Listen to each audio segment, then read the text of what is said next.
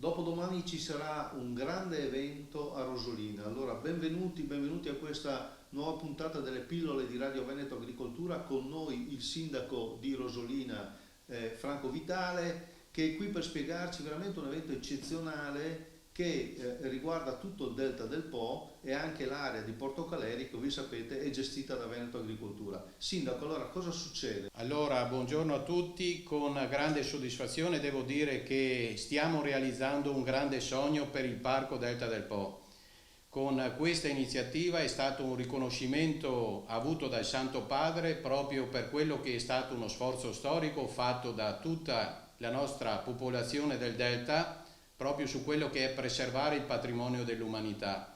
Questa iniziativa è stata così voluta dalla Santa Sede, dal Santo Padre, e per noi è un motivo di orgoglio saper trasmettere questa iniziativa alle future generazioni per tutti gli sforzi, come dicevo prima, fatti negli anni nel preservare e valorizzare quello che deve essere il testimone da dare a tutto il mondo, proprio perché è un territorio giovane e fragile, ma l'azione e la sinergia uomo-natura oggi ne dà i frutti e quindi dobbiamo continuare a seguire questa linea di preservamento del territorio. Il sindaco dice bene, però non abbiamo spiegato di che cosa si tratta. Allora, ci sarà un importante manufatto, ecco, verrà posto un importante manufatto proprio a Rosolina, vicino al giardino di Porto Caleri, anzi all'interno proprio del territorio di Porto Caleri, un manufatto di un architetto, di un archistar molto importante, un manufatto fatto però realizzato con legno e quindi, come posso dire, che si inserisce perfettamente nella natura, e questo è stato voluto dal Santo Padre nell'ambito della enciclica Laudato Si. Peraltro dopodomani il Papa firmerà ad Assisi la sua nuova enciclica, e per quello non potrà essere a Rosolina. Ma a Rosolina che cosa succede, Sindaco? A Rosolina succede che verrà battezzato il monumento alla natura, una sorta di inserimento all'interno del giardino botanico di Rosolina Mare, dove è una cappella vivente. Il segno è quello di dare una base solida a questo monumento, sorretto al di sopra con dei cavi, che ci sarà una sorta di lampadario che è un'aureola che benedirà tutti noi, tutte le popolazioni del Delta, ma il mondo intero. Questo proprio perché deve essere il segno universale per tutto il mondo, inserito all'interno della natura in una splendida cornice del Delta, dove la sinergia uomo-natura dà il segno importante di quello che deve essere il proseguio negli anni di avere il rispetto di tutto il territorio. Quindi sarà un manufatto importante, peraltro il primo di una serie che il Papa vuole inserire in aree di pregio, e quindi anche, come posso dire, qui c'è il battesimo del primo. Guardate che non è una cosa che succede, che è successa, che sta succedendo in tempi brevi, è da molto che appunto il Vaticano sta colloquiando con i sindaci del Delta, e sono state fatte anche dei sopralluoghi per arrivare a questo importante risultato. Ecco, quello che è significativo è anche il riconoscimento da parte della Santa Sede del grande valore naturalistico del Delta del Po. Diceva bene il sindaco prima, un territorio giovane perché geologicamente è giovane, perché voi sapete il Delta del Po di fatto è un'area artificiale, è stata voluta così dagli uomini, a cominciare appunto dalla Serenissima Repubblica fino ad oggi, però i valori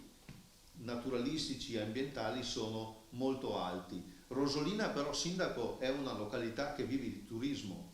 Sì, Rosolina è una cittadina che vive grazie al turismo, fra le attività economiche principali, ma quello che è la soddisfazione per me come sindaco è proprio quello di avere un tipo di turismo che è fatto in maniera rispettosa dell'ambiente, e quindi questa santificazione, la posso definire, di questa zona è un premio che va a tutti noi e soprattutto a quello che è il flusso dei turisti che da sempre apprezzano Rosolina Mare, ma tutta la zona del Delta, proprio per quello che è questa azione che l'uomo ha saputo fare in maniera intelligente e rispettosa verso un ambiente fragile e sensibile. Quindi oggi questa azione del Santo Padre è orgoglio per tutti noi, per i tanti sforzi fatti in questi anni.